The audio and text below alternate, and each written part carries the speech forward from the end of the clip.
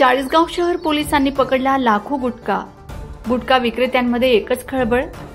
नागदकडून चाळीसगाव शहरात गुटखाने भरलेली महिंद्रा कंपनीची बुलेरो मालवाहू गाडी दिनांक 16 जुलै 2025 रोजी पहाटे 6 वाजता येत असल्याची माहिती मिळताच शहर पोलीस निरीक्षक अमित कुमार मणेळ यांना खात्रीशीर बातमी मिळताच चाळीसगाव शहर पोलीस स्टेशनचे पोलीस उपनिरीक्षक संदीप घुले, पोलीस अंमलदार आशुतोष सोनवणे, रवींद्र बच्चे, समाधान पाटील या पथकाने वाहनाबाबत सखोल गोपनीय माहिती संकलन करून वाहन क्रमांक MH41 AU 3210 या बुलेरो गाडीला शहरातील हिरापूर रोड नवजीवन सुपर शॉपीसमोर वाहन रस्त्यावर थांबवून खात्री केली असता सदर वाहनात गुटख्याने भरलेल्या गोण्या मिळून आल्यात।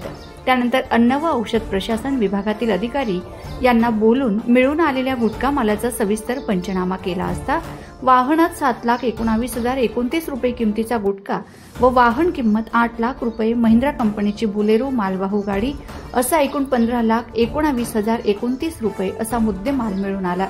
वाहनाचा चालक व त्यासोबत असलेला इसम अरबाज इब्राहिम पठाण राहणार सार्वे तालुका पाचोरा व गुटखा मालाचा मालक दीपक वेदमुथा राहणार नागद जिल्हा संभाजीनगर यांच्या विरोधात प्रचलित कायद्याने शरद मधुकर पगार अन्न सुरक्षा अधिकारी जळगाव यांनी फिर्याद दिली आहे।